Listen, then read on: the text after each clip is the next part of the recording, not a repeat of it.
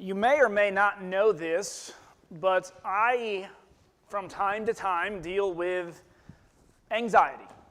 I'm an anxious person. I am the type of person that I know if I have somewhere to be that day, right, all day. If I get ready too early, I can't sit around at the house. I've got to get going. I've got to get there. You may or may not know that even preaching gives me anxiety. One of the reasons why I move around a lot and have a lot of hand gestures is it's nervous energy, anxiety that just kind of comes out of me. But anxiety is not always bad. It has a negative connotation, but what anxiety does for me is it gives me, it allows me to think about things, it allows me to care about things, it allows me to not just always go, if I'm unprepared for something, I might as well fall over and die, right?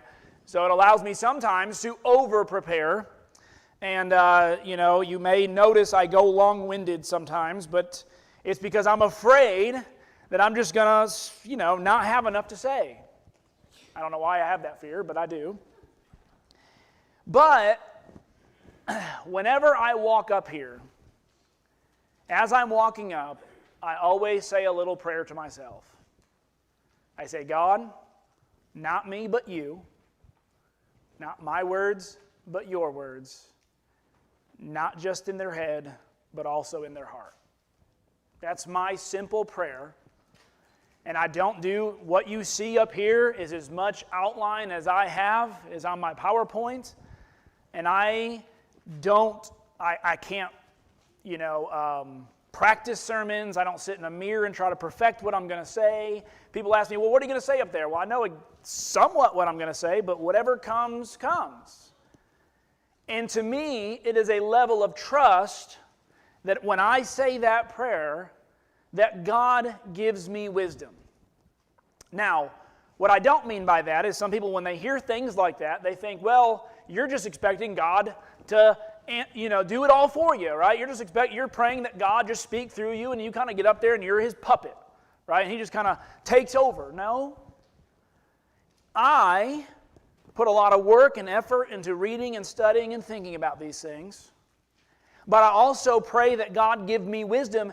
And let me tell you, if I were to write out my sermons, when I'm done with them, I'll go, I could have never have written that. I could have never put it that way. And I believe, and I like to believe, as a minister of God, when you pray for wisdom, and James says you can pray for it, and he will grant it for you, that there are times where I'm in conversations with people, God puts things together in my brain that I just can't do back in my office, sitting down, let me see if I can type this out really neat and clean. And so, I put a lot of work in, I put a lot of effort in, but I also pray. And it's hard to know when God is there and when it's just you and how much of God and how much of you. And I don't really think that is what we are to figure out. We are to do the best that we can do for God, ask God to help us, and there are times where we make it through and we look back and go, without God I could not. How many of you done that? Without God, I could not have gone through that. But at the time, you didn't know where God was helping you and where it was you and where it was God or where it was a mix and what percentage. And so we make statements that sometimes we don't always fully grasp. And there are biblical statements that we don't fully understand how they work. But we need to trust the process, don't we? We need to trust the system. It's worked for people before. It's worked in our life in the past. We need to plan that it is going to work again. And so when people are struggling with certain things in their life, anxieties, depression, they're worried, they're sad, you may hear statements from time to time where someone will say, give it to God. What does that mean? Give it to God. Does the problem go away the moment I pray? Do I pray it away? Right? When I pray, let's say X is happening to me, I pray X is no longer a problem. Is that what it means to give it to God? Is that what the solution always looks like? So then why, if God's not going to fix it, right? If God has told me He's not going to fix everything, then why in the world am I praying for Him to fix it if He's not going to fix it?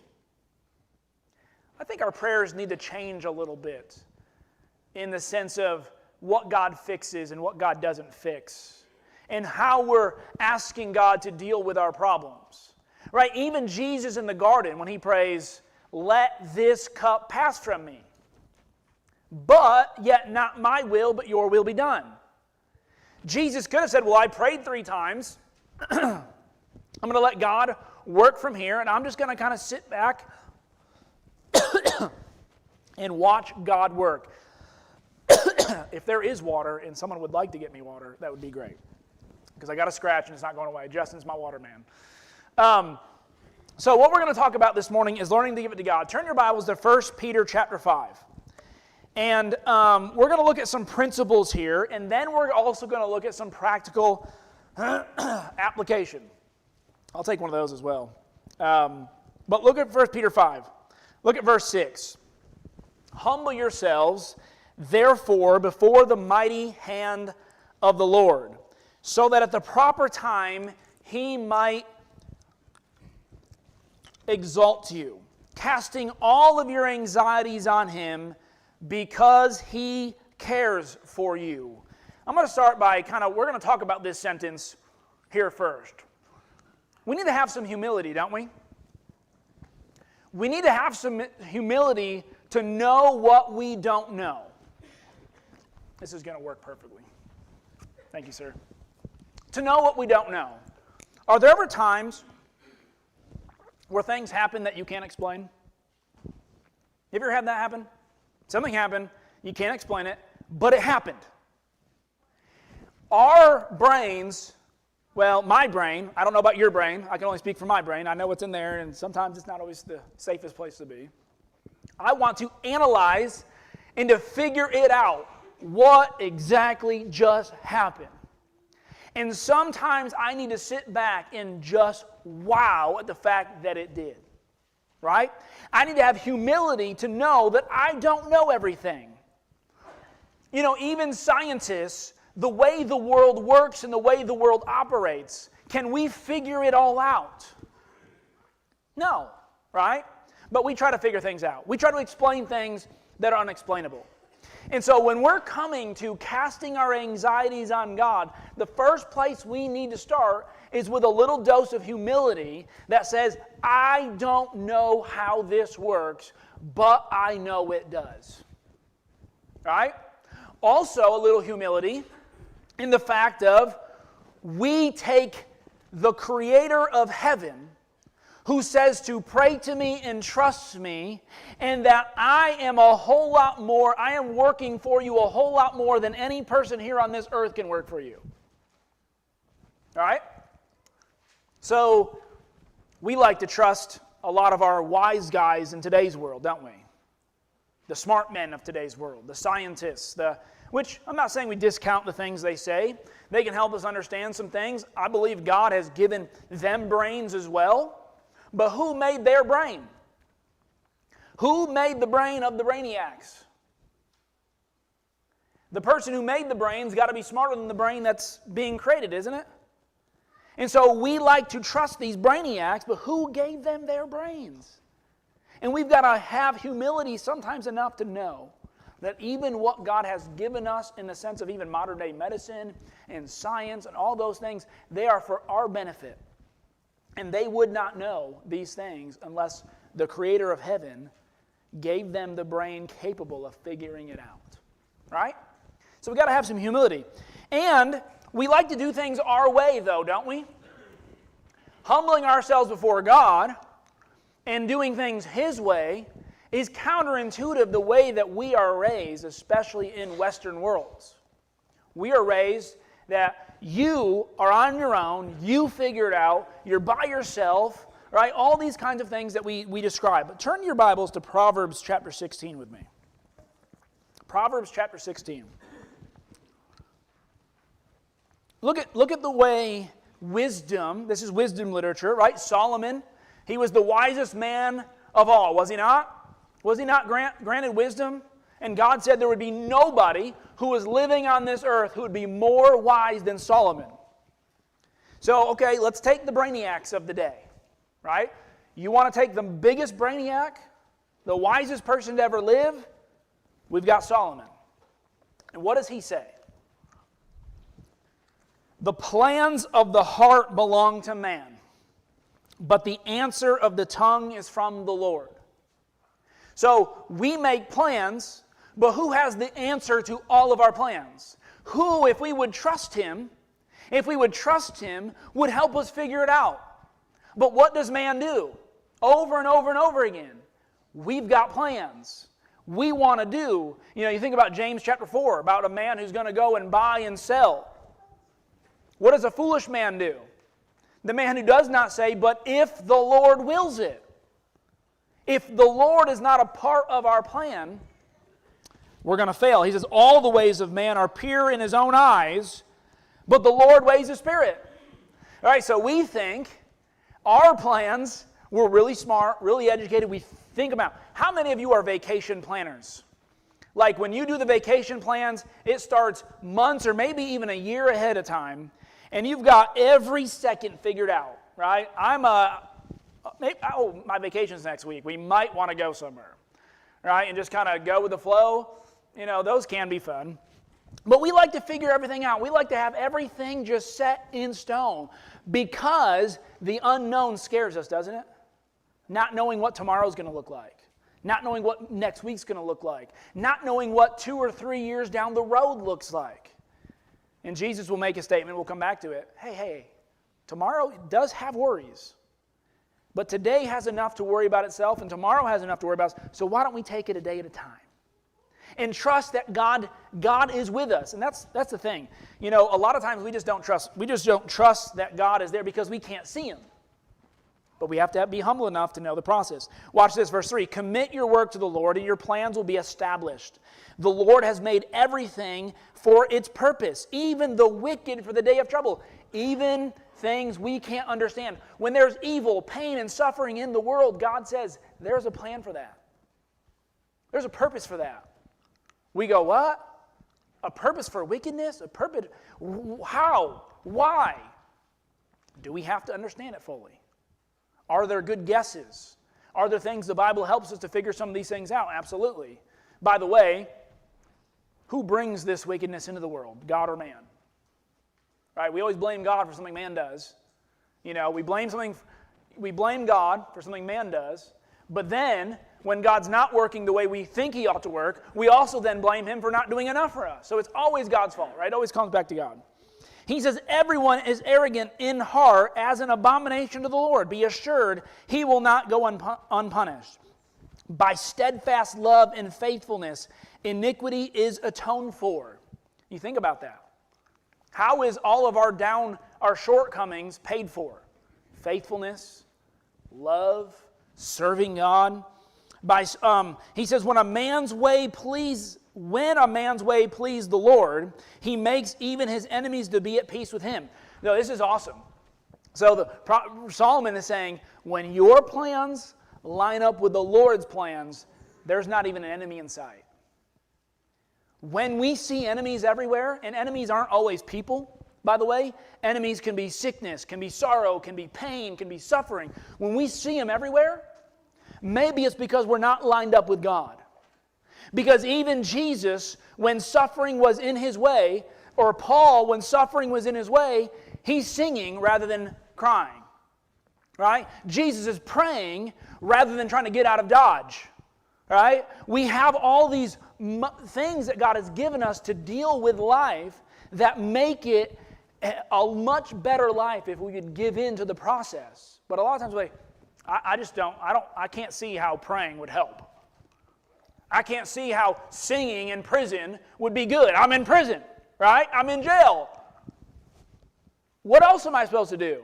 It's uncomfortable. I don't get the food I want. I don't get to watch UT games, right? The UT games Saturday night. I'm in prison. They don't got TV in there. Okay? Maybe they do. I don't know. Today's prisons are more like, Holiday Inns. He says, but better is a little with righteousness than great revenues with injustice. And here's verse 9. Here's where it is. The heart of a man plans his way, but the Lord establishes his step. See, we plan the way. God's worried about the next step. You keep wanting to look so far off into the future. And God's saying, why don't you just take the next step? Next step of the process. In any diet program, anything is telling you what? Quit worrying about the scale and the end result. What do you got to worry about today? Today you got to figure it out. Worry about today. Take the next step today. And if, by the way, after so many steps, what do so many steps create? A path. How many, and what does a path create? A plan. And it creates a destination. But if you're not taking the right steps, you're never going to get there. So we got to have humility, okay? Let's go back to 1 Peter chapter 5.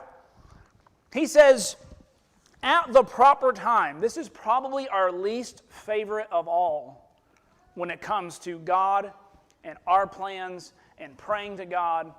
What does he say? He says, humble yourselves, therefore, under the mighty hand of God, so at the proper time he may exalt you.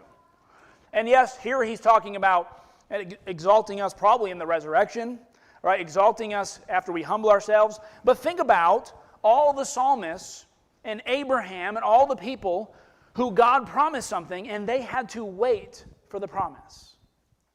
Some of them, Hebrews chapter 11, verse 39 through 40, says by faith they served God, but they didn't even see the promise of promise, and yet they still believed. And so they are an example to us that even though we can't see the end result, we're very impatient, are we not? God, do this for me. He's not there. He's not listening. He doesn't care. And yet, God is working through you. You ever, as a parent, you ever try to teach your kid a lesson? I'm probably doing it daily, right? They want something, and they want it now. And you know that if they have it now, they're not going to appreciate it as much as if they wait. Or work for it, right? One of the major things I think we need to instill in our kids is what? A work ethic, and the fact that not everything just comes like that. And I think we live in a world where everything is just right here. You don't need it. Amazon can get it to you in 2 days, sometimes even less. And we just have this I need it now society.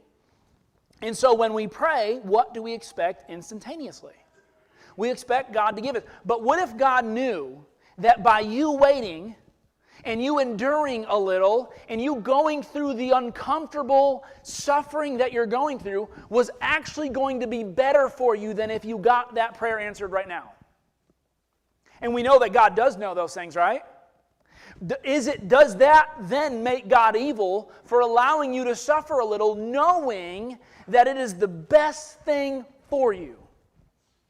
So at the proper time, whatever that may be, God says, I will answer your prayer. And once again, the old cliche is, when you pray, sometimes you get a what? A yes. Sometimes you get a no. Sometimes you get a not right now. But it's established by biblical truth. There are times when people prayed for it to stop raining, and what did God do? Stopped raining. When Elijah prayed for the rain to come back on, it was like flipping a switch. Instantaneous. God has the power to instantaneously answer prayer, does he not? But he also will make people wait. He also allows people to wait. It's not that he's not caring. It's not that he's not answering. It's that he has a proper time for everything. And we don't always fully grasp it. But if you have humility to know that God does care for you, right? That's the thing that we, I think, sometimes fall short in. I had a very negative view of God growing up. It's one of the reasons that caused me to walk away from the church for several years. I had a very negative view of God because you know what I heard as a kid? You know how God was used to me as a kid? It was always used in the source of a punishment, or you better watch out, God's after you, or it was used as a threat to get me to be good. So why do you think that I struggled with a fact that there is a loving, caring, compassionate God who's actually not wanting to squash me like a bug if he gets the opportunity? You see why? many of you who I've talked with have a very similar experience growing up. God was the mean judge with the mallet, just looking and waiting to crack you on the head. Some of our parenting styles are like that, isn't it? Crack you on the head.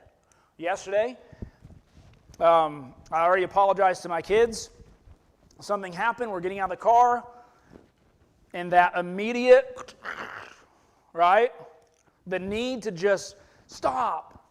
Now, once again, there were some expensive things involved in this. So, it caused me a little. But I had to go to them. I said, you know what? I'm sorry. I shouldn't have exploded like that. I'm trying to work on being much more patient and understanding, and just hopefully they forgive me, girls. Hopefully you forgive me. Publicly throw you out there. So we have a God who cares for us, and what Jesus says in Matthew, both 7 and 6, is that if you being an imperfect father, you being an imperfect father, an evil father in comparison to God, knows how to bless your children and give good things to them when they ask, how much more will God not withhold from you? If you ask for bread, will He give you a snake? Will He give you stone? We just got to understand, we've got to trust, we have to believe that God is our Father. He loves us and He cares for us. Going back to the parent analogy, if you could see the future, I had a friend who he died at the age, I think I was in 5th grade. He took his bike out on a road, and within about 15 minutes of being out there, he got hit by a car. New bike, wanted to use it, begged his parents to go out, got hit by a car. Imagine if his parents knew what was going to happen before it happened. Do you think they would let him go ride that bike that day? Now, what if the son was begging, please, you're no fun. I got this new bike and I can't ride it. And yet the parents not wanting to be morbid and, let them know about every possible thing that could happen, right? And, imagine God, He knows, hey, you're asking for this, but I'm telling you right now, what you're asking for is going to harm you. And so we see God's not answering prayer, and God saying, you don't understand how much I am answering that prayer. And how much better it is for you the way that you are about to go rather than the way you want to go. That goes back to the Proverbs 16, right? Man, we plan our steps, we plan our way, but God knows the future. God knows where that leads. God knows where this prayer that you're wanting answered so bad, but I just think it will be best for me. It'll be best for my family. It'll be best for, my faith. It'll be best. And God's saying, it may be an immediate boost to your ego or pride or, family well-being, but in the long run, that job is going to lead to this promotion, which is going to lead you to work, which is going to lead you to walk away from God because you're so consumed by work. We don't know. And so we need to trust that God does care for us. And at night, one of the best things, once again, coming back to anxiety, when I walk up here and about to preach, my level of anxiety is here. But there's something about when I get out the first word that I come into step. God answers my prayer. He takes that anxiety they have, He puts it into energy that causes me, to move, but I try to use it for Him. Because He does care. He does answer prayers. So look at this next part. Here's a part of this process as well. He says to resist Satan. Because Satan is like what? He's like a roaring lion seeking those who he can devour. When you're going through life and you're dealing with suffering, anxiety, sorrow, pain, all of those things, the same circumstance that can mold you and make you better, that God is wanting to mold you and make you better, right, to purify you, as Peter said in 1 Peter chapter 1, Satan is going to use those same opportunities to try to do what? To try to kill your faith, right? To make you go into a deep state of, anxiety, depression, sadness, where you want to walk away from God.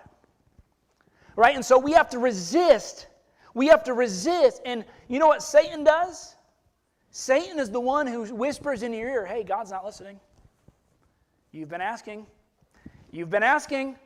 But look, not getting the answers you wanted. He must not be there. Or if he is, he must not care. He must not love you. He must not want to. Maybe he's not powerful enough, right? We go through all of these scenarios that we struggle with when life doesn't happen our way. Do you know who plants the bug in your head that life must go the way you think? It is not from God. You cannot read Scripture and God go, guess what? Everything's going to be Skittles and rainbows, and exactly what you want out of life is exactly what you're going to get.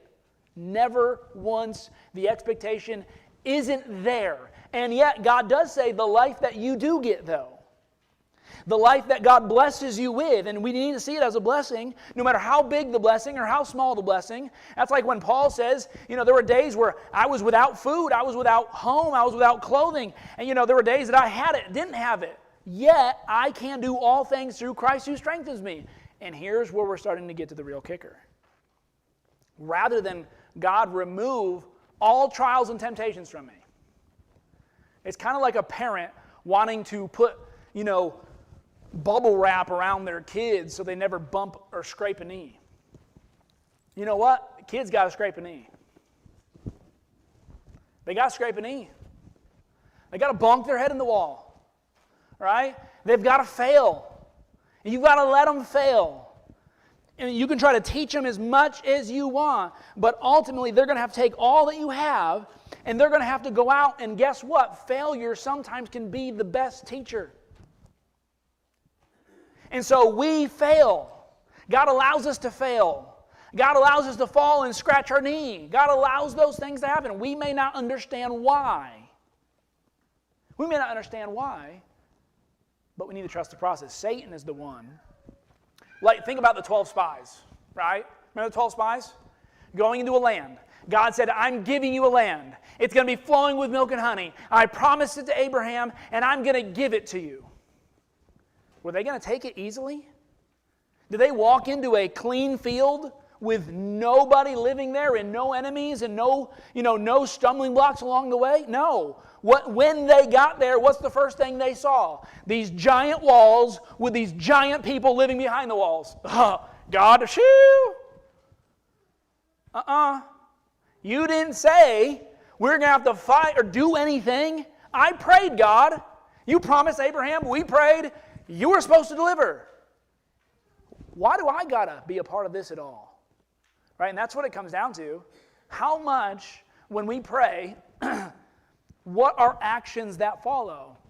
Hey, God, walk me through those doors. But if I sit down here on my butt and never get up and walk, do you think God's going to levitate me, if you ever watch Dragon Ball Z, through a little nimbus cloud and just float me out the door? He's not going to do it. He needs to see strides. Will he help you when you misstep? Yes. Will he direct you as you're going? Absolutely. It's kind of like the book of Acts. If you've been going through our Acts series, Paul's on a journey. He knows he's on a missionary journey. And there are times where the Spirit goes, Paul's going this way. The Spirit goes, no. Over here. Paul doesn't even question it. He just, okay. And he goes. And so a lot of things that happen in our life, we can go, well, that's where God failed me. Or we can go, well, that's where God turned me from something bad to something better. That's where God's wanting me to learn something. That's where God's wanting me to allowing me to put faith and trust in Him. Look at Hebrews chapter 13. Look at this. Hebrews 13, the Hebrew author is closing up his arguments about Jesus being better than the law, better than Moses, better sacrifice, better high priest. But look what he says about us. He gives us all these things to do, but look at verse 5. Keep your life free from the love of money, and be content with what you have, for he has said, I will never leave you nor forsake you. So we can confidently say, the Lord is my helper, I will not fear. What can man do to me? Do you know where a lot of our anxieties come in? Is it not material and physical things that we are concerned about? Most of the time.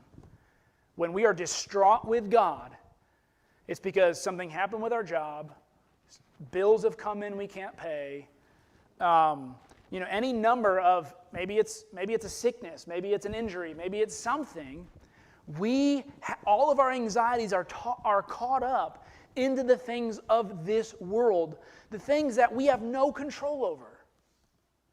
Satan wants your number one concern to be your bank account. Satan will love it if your number one concern of priority was how much money do I have in my bank account? How much money do I have for retirement? How much money do I have for my kids' colleges? How much money do I have, and name all those things. Oh yeah, and then God. But if I have all these things, I don't know how many people I've heard say, once I retire and I figure out all the money stuff, then I can serve God. You know what I see a lot of people in retirement? What happens in retirement? All of those wishful thinkings of serving God in retirement. Retirement's can be just as busy as non-retirement. Retirement you'll find excuses of why not to serve God even in retirement. Even when you're done working, when you don't have to have a job, you're going. If you're an excuse person today, if you don't change who you are, you're going to be an excuse person in 50 years. Right? The job thing don't matter. God says, you know what? If right now, you have 15 minutes a day. That's what I'm asking for. You have just a cup of water. That's what I'm asking for. We need to learn to serve. So there's fear. Fear, worry, sadness. Those are your big things that happen when you're afraid. And I have to ask the question, did God create us with fear? I believe so. Can fear not be good? Think about the lion. I'm going to tell you right now, if a lion walks down this aisle, I'm going to find a place where I am not in the path of the lion because I'm afraid, right? I am afraid. Fear can be good, but fear can also be debilitating, right? Fear can be the opposite of faith. I believe at moments of great fear, think about the 12 spies. Do you not think that Joshua and Caleb at all, when they first saw the wall and first saw the men, or David first, he heard Goliath, right? And then he's like, you know what, that Goliath, I can take him on. And then he sees Goliath, and there wasn't a little, whoa, that guy's a little bigger than I thought he was. He's a whole lot bigger up close than when I was standing up here on the mountain. Do you not think there was some kind of hesitation at all? And yet, faith, David says, he's delivered me from the bear, right, the lion. What's this situation in the face of all the other things that God has already brought me through? See, fear is a place where you can display great faith. Worry, when worry comes into our life, can be a place where we can display great faith. That even though things aren't the way we think they ought to be, that we know that God cares for us and He will see us through. Sadness. Paul talked about I won't read it, 2 Corinthians chapter 1, where he says that they were at the point of death where they wanted to end their own lives. And yet the God of all comfort, right, the God of all comfort, allowed us to go through those things so that we would stop trusting in ourselves and stop being sad about our circumstances and have great comfort and joy in God. You see, Satan can use the same thing that's going on in your life and can tear you up and make you blame God, complain about life. Yet that same circumstance, God can use for you to go, you know what? No matter what happens, I trust God. God has not let me down. Whatever I've got to go through, I want to be strong for my kids. I want to be strong for my spouse. I'm going to be strong for the people around me. And even if God only grants me 6 months left, I'm going to use it for God. All of you remember Betty McCameron, right? That lady, I'd go sit with her. And she just would ask the question, why is God still letting me live? Like she was at that point in health where she just couldn't figure out, and her response was, God must not be done with me. And that's what, Joe and Justin, they try to reiterate to her, God's not, and she used her last breath of trying to reach her family and to talk to her family about Jesus and give them the best shot. She knew her life was numbered. She could literally number her days of how much she had left, and yet she chose joy and peace rather than fear and worry and anxiety. She could have worried herself to death. Or she could have served God till she dies, and she did. And I think that's just a great example. And then finally, here's what he says. After you have suffered for a little while. Is all suffering permanent? Well, I think about all your life that you've gone through. Has there ever been anything that you've had to suffer with forever? Now, some people have chronic pain and illness, but what does God promise also to do one day to that chronic pain and illness? To take it away. We may not be able to see it now, or feel it now, or enjoy it now, but it will be enjoyed. And we need to trust that. I'm not going to read all this because I know I'm going over. Ultimately, he will restore, confirm, strengthen, and establish you, he says. God will take anything that you're going through in life. If you humble and serve him, it can be used for a force for good. The Bible is loaded with characters who had every opportunity, and in my opinion, every reason to complain and to give up and to let go of their faith, and yet, in spite of that, they chose to believe. And I don't know what it will take for you to believe. I don't know what it will take for you to trust in God and to have faith in God. Because it's not a blind trust, right? We have evidence upon evidence upon evidence of people who have gone through worse situations. I mean, one of the things that when I start boo-hooing, and always I hear of another story of someone who's struggling worse than I am, and I go, wow, I'm thankful I'm not. I mean, one moment, my life is the worst. Next moment, I'm going, wow, my life's not that bad. And yet I see these people who are worse off, in my opinion, than me, and they're walking around with a smile. See, you can't blame life. You can't blame circumstances on your attitude. You can't. Because there's someone out there who will top you, who's got a worse life, a worse circumstance, and they've handled it better than you. What do they have that you don't? For Christians, it's hope. It's hope that Jesus will come and make all things new. Do you think God sent Jesus so that you could spend your life complaining and worrying about all the bad things that happen in life? I mean, can you count all of the things that you have to complain about and put them on a list? Absolutely, but what are we told to count? What do we sing the song about? Count your blessings.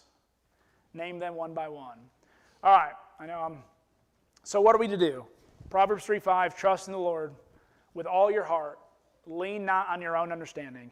And Revelation, I know I'm over. We're going to read this though. Revelation 3. Look at this. This is how it works together, okay? This is how it comes together. Look at this church at Philadelphia. I'm just going to read it. Watch how God talks about their works, but also how he's going to open the door for them. Watch how people work alongside with God. So this is what prayer is. When you give it over to God, it's not just, all right, God, you're in complete control. I'm giving it all over to you. I'm going to sit back now and watch you work. Watch this. And to the angel of the church in Philadelphia write, the words of the Holy One, the true One, who has the key of David, who opens and no one will shut, who shuts and no one will open. So he's going to open a door for them. I know your works. Behold, I have set before you an open door, which no one is able to shut. I know that you have but little power, and yet you have kept my word and have not denied my name. Behold, I will make those of the synagogue of Satan, the Jews, who say that they are Jews and are not, but lie. Behold, I will make them come down and bow down before your feet, and will learn that I have loved you. Everybody, one day, when Christ comes back, will learn who God loves and who he has entered into a covenant with. And watch, because you have kept my word about my patient endurance, I will keep you from the hour of trial that is coming on the whole world to try those and who dwell on the earth. Do you see that? He says, because you have displayed faith, though you have little power, your small church, you have displayed faith through these trials.